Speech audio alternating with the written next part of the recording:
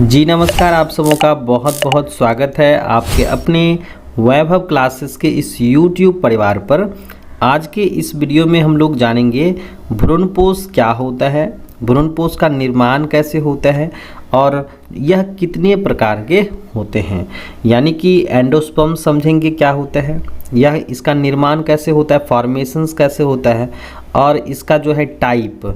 चलिए हम लोग सबसे पहले ये समझें कि एंडोस्पर्म्स जो होते हैं, जिसको हम लोग हिंदी भाषा में क्या कहते हैं, भ्रूणपोष कहते हैं। यानी कि भ्रूण को पोषण देने वाला क्या होता है, भ्रूणपोष होता है। और ये मुख्यतः कहाँ पाए जाते हैं, एंजियोस्पर्म के बीजों में पाए जाते हैं। यानी कि जितने भी सारे आपके फ्लावरिंग प्लांट्स होते हैं उनके जो बीज होते हैं ना, वहाँ पर हम लोगों को देखने को मिलता है भ्रूणपोष देखने को मिलता है। तो ध्यान रखना है कि भ्रूणपोष भ्रूण को पोषण देता है और यह कहाँ पाया जाता है, मुख्य रूप से एंजियोस्पर्म्स के सीड में मौजूद होते हैं। यानी कि जो पुष्पी पादप होते हैं उनके बीज के अंदर मौजूद होते हैं। और जो विकसित भ्रूण को क्या करता है, पोषण प्रदान करता है। यानी कि जो डेवलपिंग एम्ब्रायो होते हैं उसको क्या करेंगे, ये पोषण उपलब्ध करा पाएंगे, है ना। तो भ्रूणपोष का निर्माण जो होता है वह द्विनिषेचन यानी डबल फर्टिलाइजेशंस के बाद होता है।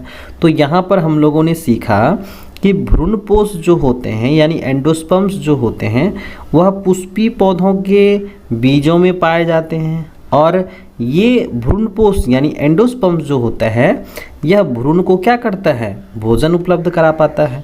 यानी कि उसको पोषण उपलब्ध करता है, पोषण प्रदान करता है। ठीक है, चलिए अब हम लोग देखें कि भ्रूणपोष का निर्माण जो होता है यानी कि एंडोस्पर्म जो बनते हैं वह पुष्पी पौधों में दोहरा निषेचन के बाद बनते हैं, है ना। तो सबसे पहले हम लोग ये समझें कि दोहरा निषेचन क्या होता है। तो यहाँ पर जैसा कि आप देख सकते हैं कि इस स्थिति में जो है क्या है, जो आपके मेगास्पोर्स होते हैं यानी ओव्यूल का जो फॉर्मेशंस होता है वह मेगास्पोर मदर सेल से होता है। और एक बार जो है अर्धसूत्री विभाजन होता है जिससे क्या बनते हैं, 4 जो है हाइप्लॉइड सेल्स बनते हैं। और चारों में से जो है 3 क्या हो जाता है, नष्ट हो जाता है। और जो एक बचते हैं जिसको हम लोग फंक्शनल मेगास्पोर्स कहते हैं, उसमें क्या होता है 3 टाइम्स जो है समसूत्री विभाजन होता है। जैसा कि यहाँ पर आप देख सकते हैं, ये जो फंक्शनल मेगास्पोर्स हैं इसमें 3 बार क्या होता है, समसूत्री विभाजन होता है यानी माइटोसिस डिवीजन होता है। और इससे बनते हैं हम लोगों के 8 न्यूक्लियस बनते हैं। तो इन सबों के बारे में हम लोग जो है एक एक करके सीख चुके हैं। अगर आप नहीं देखे हैं तो आप हमारे चैनल पर जा कर के जो है दीर्घ बीजाणुजनन की प्रक्रिया को आसानी से समझ सकते हैं। तो यहाँ पर क्या होता है कि जो फंक्शनल मेगास्पोर्स होते हैं और यहाँ पर जो है क्या करते हैं, 3 बार समसूत्री विभाजन से 8 सेल्स बनते हैं। और ये 8 सेल्स क्या होता है, अरेंज होता है ना। ये सज जाता है, 3-3 के ग्रुप्स में सज जाता है। और यहाँ पर जो आप देख पा रहे हैं, यहाँ पर जो 3 कोशिकाएं हैं, है ना, 3 जो केंद्रक हैं वह एंटीपोडल्स कहलाती हैं। बीच में जो होता है उसको हम लोग पोलर सेल्स कहते हैं। यानी कि 3 ग्रुप क्या कहला गया, एंटीपोडल्स कहलाता है, जो चलाजा की तरफ रहता है, 2 पोलर की तरफ रहता है। और जो 3 होते हैं जिसमें से 2 कहलाते हैं साइनर्जिड यानी सहायक कोशिकाएं कहलाती हैं और 1 क्या बनाती हैं, एग सेल्स बनाती हैं। तो इस तरह से जो है हम लोग जो है एक एक करके देख चुके हैं। तो यहाँ पर हम लोग जानेंगे कि किस तरह से क्या होता है, दोहरा निषेचन की प्रक्रियाएं होती हैं और किस तरह से जो है भ्रूणपोष का निर्माण होता है। तो होता क्या है कि भ्रूणपोष का निर्माण जो होता है दोहरा निषेचन यानी द्विनिषेचन के बाद होता है, जिसमें एक नर केंद्रक का संलयन जो होता है वह द्वितीयक केंद्रक के साथ होता है, जिससे त्रिगुणित संरचना बनती हैं जो आगे चल कर के क्या बनाती हैं, एंडोस्पर्म का निर्माण करती हैं। तो यहाँ पर हम लोग आसानी से समझ सकते हैं कि क्या होता है कि जैसे ही क्या होता है परागन की प्रक्रिया संपन्न होती हैं, पॉलन ग्रेन्स क्या होते हैं स्टिग्मास पर आते हैं और पॉलन ग्रेन से जो है ट्यूब होते हुए जो है फीमेल गेमिटोफाइट तक जो है पहुँचता है। और जैसे ही परागनली का निर्माण होता है यहाँ पर क्या बनते हैं, 2 मेल न्यूक्लियस बनते हैं, 2 नर केंद्रक बनते हैं जो आपके पोलर के साथ जो हैं एक केंद्रक मिक्स होता है यानी मिलता है, और जो क्या करते हैं एंडोस्पर्म्स बनाते हैं, और जो दूसरा होता है नर केंद्रक वह मादा के साथ मिलकर के जाइगोट बनाते हैं। तो यहाँ पर जो है क्या होता है 2 बार मिलान होता है, और इस स्थिति में कि जो है प्रथम नर केंद्रक जो होते हैं वह क्या करते हैं पोलर न्यूक्लियस के साथ मिलते हैं जो भ्रूणपोष का निर्माण करते हैं। इन सभी प्रक्रिया को हम लोग जो है एक एक करके जो है हम लोग समझ चुके हैं, और अगर आप नहीं देखे हैं तो आप हमारे जो है YouTube पर जाइए, वहाँ पर आप आसानी से देख सकते हैं और समझ भी सकते हैं और नोट्स भी कर सकते हैं। और जो बच्चे इस चैनल पर नए हैं चैनल को सब्सक्राइब कर लीजिएगा, अपने साथी के साथ शेयर कर लीजिएगा ताकि वे भी जो है इन चीज़ों के बारे में सीख सके। तो चलिए अब हम लोग जो है नेक्स्ट पॉइंट देखते हैं कि जो एंडोस्पर्म का निर्माण कैसे होता है, तो ये हम लोग समझ लिए हैं। चलिए अब हम लोग आगे देखेंगे कि प्राइमरी एंडोस्पर्म न्यूक्लियस जो होता है यानी प्राथमिक भ्रूणपोष केंद्रक जो होता है विभिन्न पौधों में अलग अलग पैटर्न्स के अनुसार यानी कि अलग अलग पैटर्न विभाजन पैटर्न के अनुसार जो है ना एंडोस्पर्म में क्या होता है डेवलपमेंट्स होता है।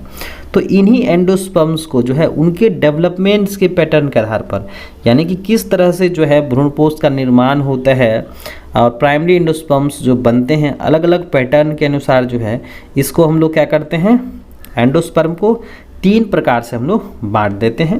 पहला जो है हम लोग का है न्यूक्लियर एंडोस्पर्म है यानी केंद्रीय भ्रूणपोष है, दूसरा है सेलुलर यानी कोशिकीय भ्रूणपोष है, और हेलोवियल एंडोस्पर्म्स हैं। चलिए हम लोग पहले देखें कि जो हम लोग का पहला टाइप है न्यूक्लियर एंडोस्पर्म्स यानी कि केंद्रीय भ्रूणपोष कैसे बनता है। तो जैसा कि यहाँ पर आप देख सकते हैं न्यूक्लियर यानी कि न्यूक्लियस का विभाजन होता है, और हम लोगों ने जो है ये पढ़ लिया है कि न्यूक्लियस के बंटवारे को क्या कहते हैं कैरियोकाइनेसिस कहते हैं। क्या कहते हैं कैरियोकाइनेसिस कहते हैं यानी केंद्रक का बंटवारा होता है। तो इस प्रकार के जो न्यूक्लियर एंडोस्पर्म में क्या होता है फ्री कैरियोकाइनेसिस होता है यानी कि बहुत बार समटाइम्स कैरियोकाइनेसिस होकर के क्या बनाते हैं फ्री केंद्रक बनाते हैं। तो इस तरह से जो है ना आपका न्यूक्लियर एंडोस्पर्म जो होता है यह बहुत ही कॉमन प्रकार का होता है जिसमें क्या होता है फ्री कैरियोकाइनेसिस होता है यानी कि मेनी टाइम्स होता है, जिससे क्या बनते हैं बहुत सारे केंद्रक बनते हैं।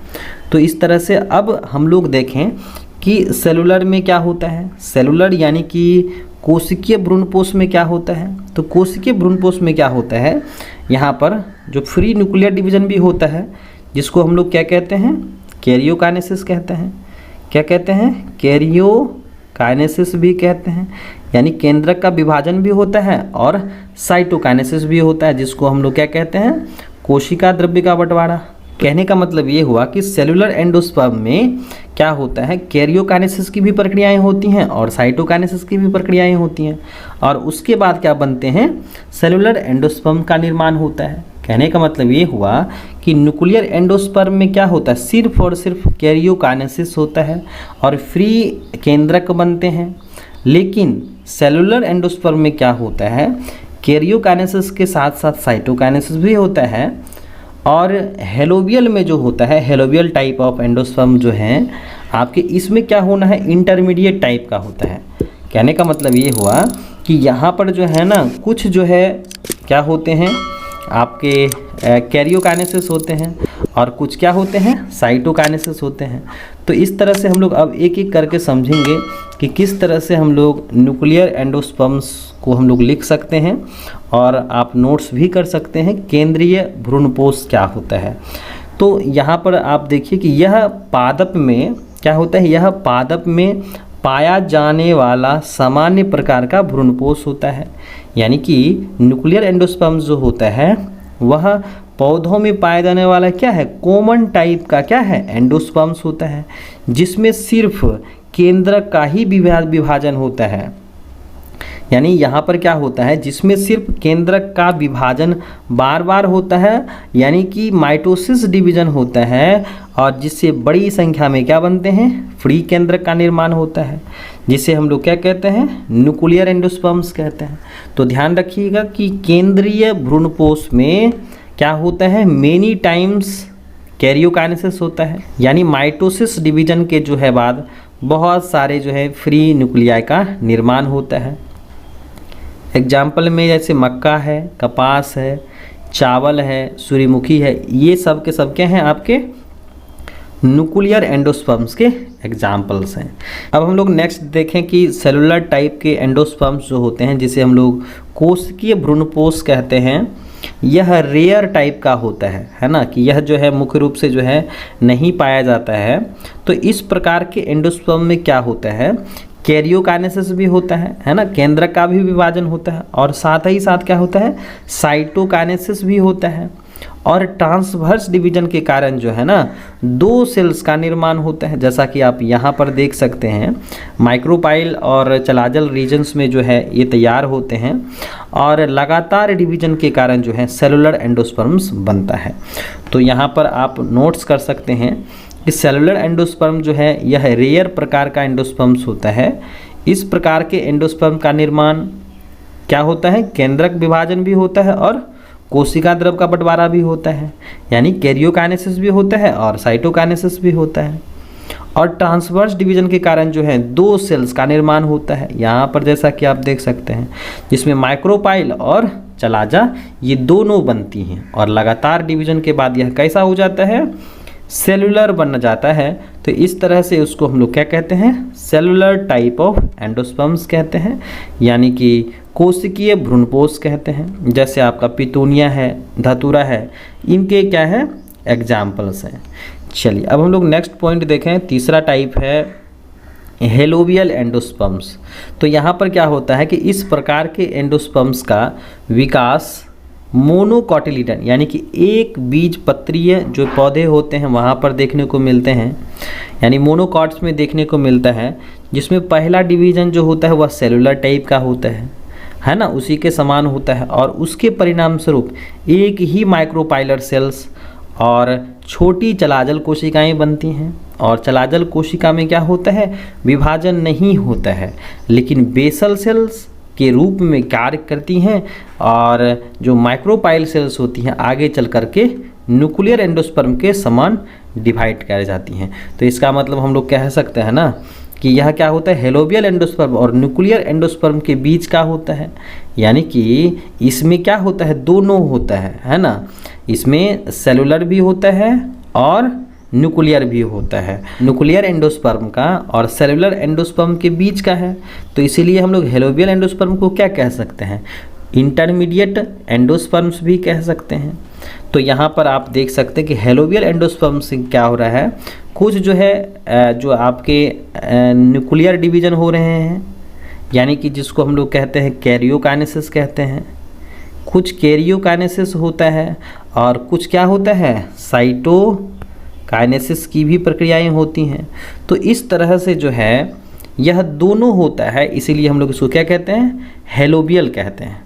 चलिए अब हम लोग एक एक करके जो है यहाँ पर एक साथ देख लेते हैं कि भ्रूणपोष जो होता है वह भ्रूण को पोषण देता है ना, वह क्या करता है, डेवलपिंग एम्ब्रायो को पोषण देता है, और ये एंजियोस्पर्म में पाया जाता है। तो ये हम लोग देख चुके हैं। भ्रूणपोष 3 प्रकार के होते हैं, न्यूक्लियर होता है, सेलुलर होता है और हेलोबियल होता है। तो न्यूक्लियर क्या है, मोस्ट कॉमन टाइप का होता है, लेकिन सेलुलर क्या होता है, रेयर होता है, ये कभी कभार मिलता है, किसी किसी पौधों में देखने को मिलता है। लेकिन हेलोबियल कैसा होता है, इंटरमीडिएट टाइप का होता है। उसके बाद हम लोग देखें कि न्यूक्लियर में क्या होता है, फ्री कैरियोकाइनेसिस होता है, यानी केंद्रक का विभाजन जो है बहुत बार होता है। लेकिन सेलुलर में क्या होता है, कैरियोकाइनेसिस के साथ साथ सेरियोकाइनेसिस भी होता है, यानी कि सेलुलर एंडोस्पर्म में केंद्रक विभाजन भी देखने को मिलता है और कोशिका द्रव का भी बंटवारा देखने को मिलता है। लेकिन हेलोबियल में क्या होता है, न्यूक्लियर तथा सेलुलर के बीच का है, यानी कि इसको हम लोग कह सकते हैं इंटरमीडिएट टाइप का होता है ना। जैसे न्यूक्लियर एंडोस्पर्म में मक्का और चावल है, सेलुलर में क्या है, पिटूनिया और धतूरा है, और हेलोबियल में क्या है, निम्फिया है और एरेस्मस है, या वाटर लिली आप कह सकते हैं। तो यहाँ पर हम लोगों ने देखा कि न्यूक्लियर में क्या होता है, फ्री कैरियोकाइनेसिस होता है, सेलुलर में क्या होता है, कैरियोकाइनेसिस और साइटोकाइनेसिस दोनों होते हैं। और हेलोबियल क्या है, इंटरमीडिएट टाइप का होता है, यानी न्यूक्लियर और सेलुलर के क्या होता है, बीच का होता है। तो यहाँ पर हम लोगों ने देखा न्यूक्लियर टाइप, सेलुलर टाइप और हेलोबियल टाइप ऑफ एंडोस्पर्म्स।